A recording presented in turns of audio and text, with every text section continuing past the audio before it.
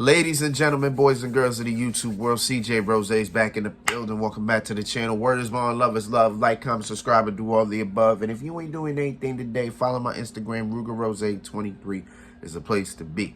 All right, as we back up a little bit. There we go. We got a premium live event. I'm not calling it that, trust and believe, but I'm just calling it that now. First time. Premium live event tomorrow. We got Backlash. Tomorrow. It is the final pay-per-view for WWE. It's the final pay-per-view for WWE with the rosters that we have now. Because come Monday, the results of the draft come into effect, so we'll have different rosters and whatever the case is, right? So it is what it is. All right. 7 matches. Seven matches. Let's get into it. All right, first match we're going to get into is... Okay. Rhea Ripley will defend the SmackDown Women's Championship against Zelina Vega.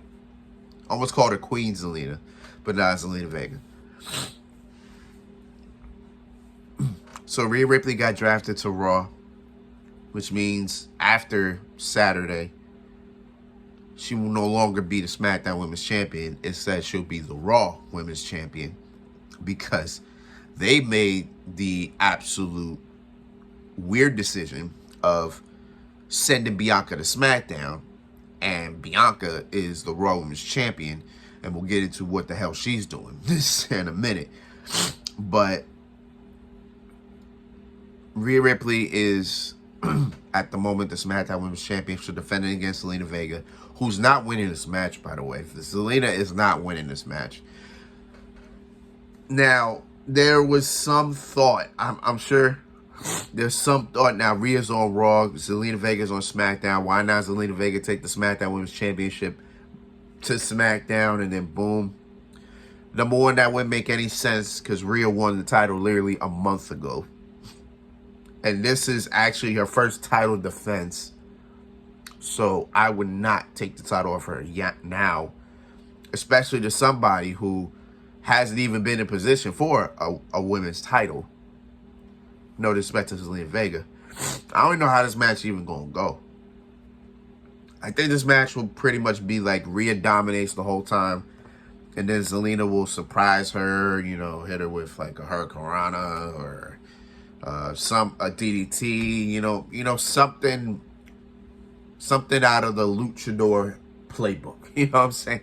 Something like that. But I got Rhea Ripley winning. I got her retaining the title. Then on Monday, she gets the title swapped. For no reason at all. But yeah, that's pretty much how we're going about it. So I got Rhea Ripley retaining. Let me move on. We move on to the Raw Women's Championship, as Bianca Belair will defend against Io Sky. Now, as of last Friday, this match made me laugh. This match made me chuckle a lot. Because Bianca Belair is on SmackDown. Io Sky is on SmackDown. And they're competing for a Raw title. Which means no matter who wins this match, they will not be the Raw Women's Champion after Saturday. Like, they will not have that title. Well, after Monday, they won't have that title. I mean, they'll have the SmackDown Women's Championship, yes, but that also means what's the point of this match if you win, you won't even have the title, and you won't even have the title after 2 days. So, it's like, what's the purpose? But Bianca Belair winning. I don't know if this is going to be somewhat of a... I don't know if we're going to see a little bit more sprinkling in the Damage Control breakup, but we'll see. We'll see. But yeah, I got Bianca winning. This actually should be a pretty good match. Hopefully it's a pretty good match. Hopefully it's the best. Hopefully this is the best match EO has had since going on the main roster. Hope this is like the best match since he's been on the main roster. Hopefully. All right. I don't want to get into that match yet. What other matches we have? Two. I got what? Four. I got 5 left. Yeah. What out of 5? Oh, okay. We'll get into that. Triple threat match for the United States Championship. We got Austin Theory all day versus Bronson Reed versus Bobby Lashley, the almighty Bobby Lashley. So, Bobby Lashley and Austin Theory are now members of SmackDown, while Bronson Reed remains on Raw. But the United States Championship came to SmackDown, so I pretty much got Austin Theory retaining this, but I feel like he doesn't walk out with this title. Like I don't know. Like when I seen this match, I was like, okay, Austin Theory's retaining because I kind of can see it happening. I kind of can see a scenario where like Bronson Reed and Bobby Lashley going at it. Maybe Bobby Lashley hits the spear and then Theory throws Lashley out, then he gets the pin. But that's actually just, I think that's the same. Is that the same way he won the title?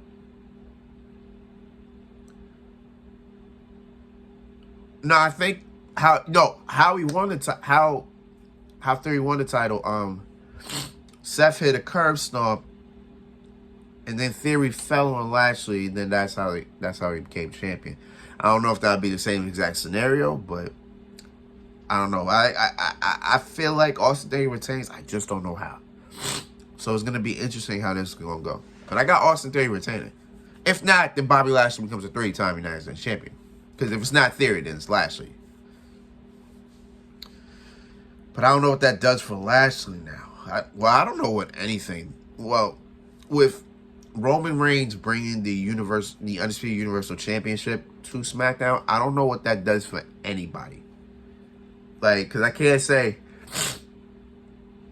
if Lashley wins, then Austin Theory can move on to the Universal Championship, but that wouldn't make sense based on what they're doing. So it's like I don't know. So I got Austin Theory retaining, but I don't know what Lashley does. But I don't know who takes the pin. I think Lashley takes the pin because I think Bronson Reed has yet to get pinned, so I'm not sure if Bronson takes the pin. But I got Austin Theory retaining. That's just how we go. I got Austin Theory retaining. That's all. That's it. That's all I got. I'm trying to remember all the matches. It's oh,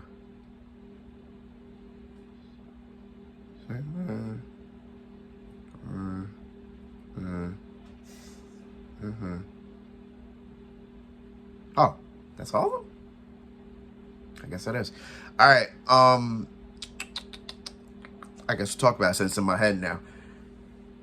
The Visionary, the Revolutionary, Seth Rollins versus Omos. Why is this match happening? I have no idea. Who booked this match? I think we know who did it. Who wants to see this match? Probably nobody. But, is this match big? Well, if we're talking about Omos, yes, it's big. it's a big match. But is it important? I think this match has some importance. But it all depends on what happens next with everybody, right? So Seth Rollins stays on Raw. Omos is a free agent. That means he can go anywhere, right? So that's a little bit of a benefit for Omos because he can go anywhere. He can go to Raw and be in the World Heavyweight Championship tournament, even though I think that tournament is Raw and SmackDown Superstars, which is still pretty weird. Or he can go to SmackDown and challenge Roman Reigns. Now, will he do that? I don't know. But now that I think about it, Night of Champions is coming up. And at the specific point in time, Roman does not have an opponent. Actually, nothing about the last couple of weeks show that we have a number one contender for that title. Not one. So because of that, I don't know. So I'm gonna go. I feel like Seth Rollins wins just to get that momentum to become the new, because I think he's becoming the new World Heavyweight Champion. I got Seth winning that whole title, but if Omos wins, then what? You know what I'm saying? Then what? Like, what is this? Like, if you beat Seth Rollins, who is top 5 in WWE right now, Seth Rollins is top 5. If you beat top 5, then you could go challenge Roman Reigns, because again, you're a free agent, so you got some type of. You just built a lot of momentum so you can challenge Roman. Now you'll lose, obviously, because I don't see a world where Omos wins. But it would be interesting how Roman tackles that. That'll be a very interesting thing. Because Roman's always used to throwing his opponents around and dominating. You can't really dominate Omos like that. So it'll be interesting to see that. So I go Seth Rollins here. I do, but then it's like, if Omos wins and he challenges Roman Reigns, that's a safe bet, because Roman is definitely gonna win. So I don't know. So that now I'm not okay. I got Seth winning. We got Seth winning. That's it. That's it. We got Seth winning. I put Seth out there. Okay. So that's 4 matches. 3 to go. All right. We got Bad Bunny, platinum recording artist. No, he's not even platinum. He's diamond. Diamond recording artist. Bad Bunny will step in the ring once again. This time against one of his friends, Damian Priest, in a San Juan street fight. Now originally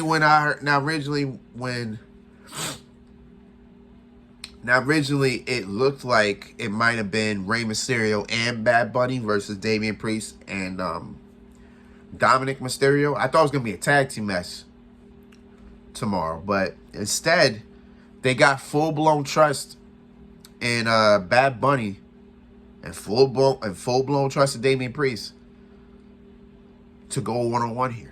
This will be Bad Bunny's very first one-on-one match. It is a street fight, so guarantee you the Judgment Day and the LWO will find their way in this match.